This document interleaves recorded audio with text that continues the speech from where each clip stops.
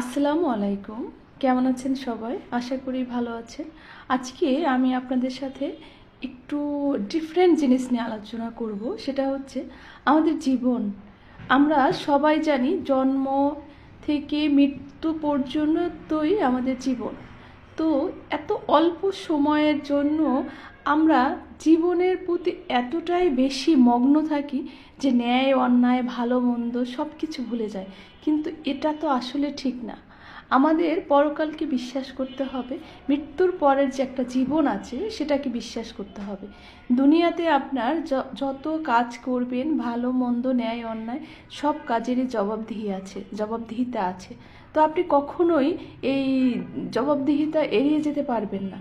তো আসুন আমরা সৎ পথে থাকি, সত্য কথা বলি এবং ন্যায়ের ইনসাফ কায়েম করার চেষ্টা করি। আল্লাহ হাফেজ।